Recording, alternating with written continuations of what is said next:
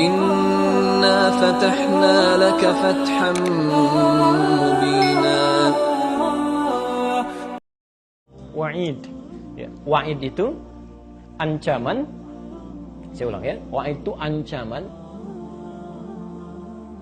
Ancaman yang ditegaskan oleh Al-Quran dan Hadis, ya. Yang ditegaskan oleh Al-Quran dan Hadis bagi orang yang terfikir berbuat maksiat. Ancaman yang ditegaskan oleh Al-Quran dan Hadis bagi orang yang terfikir berbuat maksiat, ya. Maksudnya maaf ya, kalau mau berbuat maksiat, terfikir mengerjakan sesuatu, tolong hadirkan dulu ancamannya supaya jadi rem gitu kan.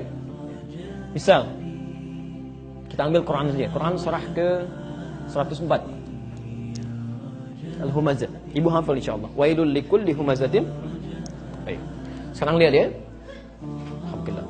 Wailul likulli humazatil lumazah. Ya, celaka bagi orang-orang yang suka mengumpat. Ya. Humazah lumazah itu bukan cuma mengumpat ya. Itu tadinya asalnya berkata-kata yang kotor. Ya, gibah itu humazah, ya kan? Mencela itu lumazah. Kata-kata jorok termasuk di situ. Ya. Membicarakan orang lain termasuk di situ, ya, pada keburukannya. Sekarang ibu cek, humazah itu ada taknya nggak di ujungnya? Ada. Taknya terbuka atau tertutup? Baik, perhatikan sini ya. Humazah. Taknya tertutup. Biasanya tak yang tertutup ini disebut dengan tak marbutah. Tak marbutah itu dalam ilmu bahasa Arab salah satu tanda menunjuk pada perempuan. Baik ya? Biasanya yang sering ngobrol, yang sering diskusi macam-macam laki-laki atau perempuan. Baik. Jadi ada peluang besar ketika ibu ngobrol, itu ada peluang untuk membicarakan orang lain. Ada peluang untuk menghadirkan orang yang tidak terkait dengan masalah ibu gitu. Ya. Dan setan, hati-hati ibu, setan itu begitu jeli, dia genius, dia bisa masuk ke dalam sifat ini, walaupun cuma taklim. Dan kadang-kadang yang dibicarakan itu persoalan-persoalan yang sifatnya spesifik, gak boleh dibuka gitu.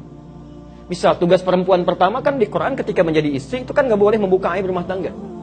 Apalagi bicara masalah suami gitu kan, pada hal-hal yang tidak boleh dibicarakan. Itu ada di Quran surah keempat ayat 34, posisi paling kiri sebelah atas, ya. Fassolihatu, perempuan-perempuan yang solihah itu, istri yang solihah, qanitatun, dia taat kepada Allah dengan cara menaati suaminya pada yang baik-baik. Lihat kalimatnya, hafizatun lil ghaibi bima hafizallah, dan dia jaga nama baik suaminya, ya. Hati-hati, terutama ketika sedang tidak bersamanya, yang sudah Allah jaga. Jadi kalau aib rumah tangga tersebar keluar, yang salah bukan yang nyebarkan, yang salah ibu kenapa buka? Allah sudah tutup, Anda buka gitu. Jadi selama ibu nggak buka sampai kiamat pun itu akan dibuka. Ya. Yang jadi masalah nanti persoalan sudah selesai dengan suami, yang terbuka belum selesai, itu yang nggak mudah. Ya. Hati-hati bu ya, kecuali kalau ketemu orang fikah. Orang fikah itu yang bisa diajak tuh kasih solusi dan sebagainya. Ya. Maaf, kadang-kadang cara setan masuk ke sini tuh nggak mudah. Ibu judulnya taklim, begitu ketemu dengan teman, assalamualaikum, cing apa kabar? Alhamdulillah, ukhti bagaimana? Baik. Keluarga sehat semuanya. Suami, di situ masalahnya ya. Sudah mulai itu. Ya. Nah, ini sifat perempuan. Laki-lakinya alladzi jama'a mana wa 'addada. Biasanya kalau pakai alladzi itu menunjuk pada laki-laki. Kalau allati perempuan, pakai ta gitu ya. Ini laki-laki. Jadi istrinya sibuk kumpul-kumpul kadang gosip, laki-lakinya sibuk kerja dunia ngitung-ngitung harta, lupa ibadah gitu. Ini pasangan lengkap nih, spesial, ya. Masya Allah, laki-lakinya sibuk kumpulin harta, perempuannya sibuk gosip, persis dengan Abu Lahab yang disebutkan di Quran itu. Ya, di suami yang ngitung, cari kumpulkan, istrinya kumpul dengan temannya, bicarakan macam-macam, ibadah lupa. Baik, pelan-pelan ya. Kalau ibu terfikir untuk membicarakan orang lain dalam keburukan dan suami lupa dengan ibadah, maka perhatikan ancamannya. Kalla, jangan pernah kerjakan. Kalau ada kalla itu, sebenarnya terjemah yang paling baik bukan sekali-kali tidak ya. Jangan pernah lakukan. Jangan pernah. La yumbadanna fil khutamah. Orang seperti ini kami akan sediakan tempat pulangnya di akhirat, neraka yang spesial. Ya, neraka spesial. Hati-hati ya. Ibu jangan cuma cari dunia dengan yang spesial, mie goreng spesial, macam-macam spesial. Ada neraka yang sifatnya spesial. Ya, untuk orang ini diantaranya. Namanya hutamah. Hutamah. Apa itu neraka hutamah? Narullahil muqadah. Yaitu sifat api neraka yang tidak akan pindah saat membakar kecuali sampai matang dulu ke dalamnya. Jadi misal kalau dibakar dari bawah, ya, nanti orang ini cara dibakarnya di neraka itu diikat bu. Ya. Kan ada orang yang dibakarnya itu nggak diikat. Jadi siksa paling ringan di neraka itu, paling ringan, yang paling ringan, itu orang ditarik ubun-ubunnya begini.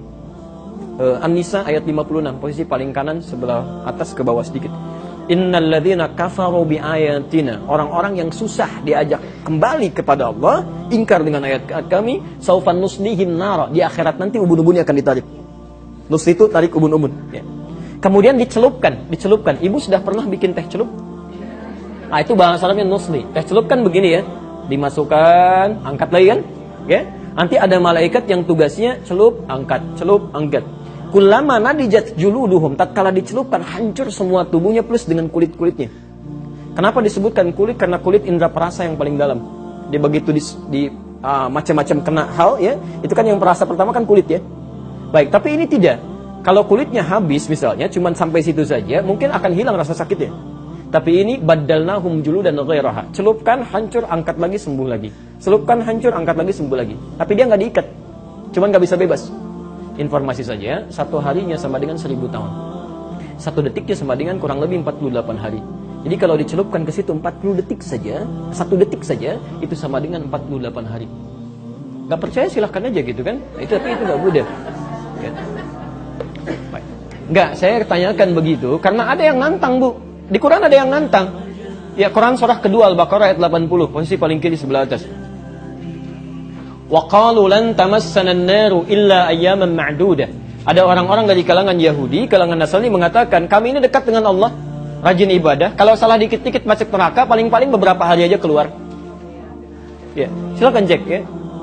Quran surah kedua ayat 80. Wa qalu lan tamassana an-naru illa ayyaman ma'dudah. Paling-paling kalau dihukum di neraka sebentar, sudah seperti itu, sudah nanti keluar lagi beberapa hari saja.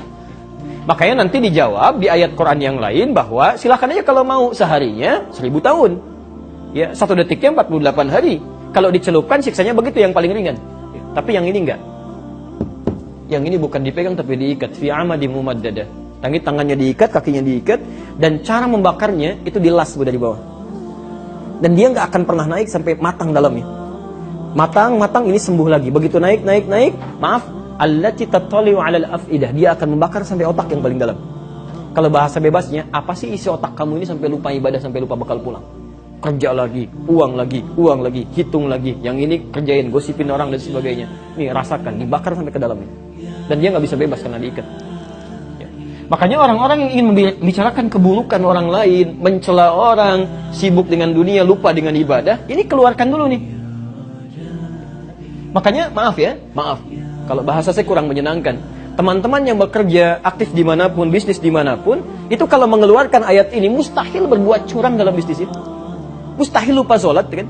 Dia bisa tuliskan. Ini yang pertama kali menerapkan yang ini di Indonesia itu Kiai Haji Ahmad Dahlan. Yang mendirikan Muhammadiyah itu, 18 November 1912, namanya Muhammad Darwish. Ya, pergi kemudian ke Mekah, pulang dari situ berganti nama Ahmad Dahlan oleh gurunya. Ya, itu pun sampai keturunan pada Nabi SAW. Ya, Muhammad Darwish Ahmad Dahlan, Kiai Ahmad Dahlan bin Kiai Abu Bakar bin Kiai Ilyas bin Sayyid Sulaiman bin Demang Jurang Juru Kapindo bin Demang Jurang Juru Sapisan bin Kiai Gerbak bin Maulana Ishaq. Maulana Ishaq itu anaknya Ahmad Jumadil Kubra. Ahmad Jumadil Kubra keturunan dari Ali Zainal Al-Kabir. Ali Zainal Al-Kabir anaknya Ali Zainal Abidin. Kemudian sampai kepada Husain anak adiknya Hasan anaknya Ali suaminya Fatimah putri Nabi sallallahu alaihi wasallam, ya.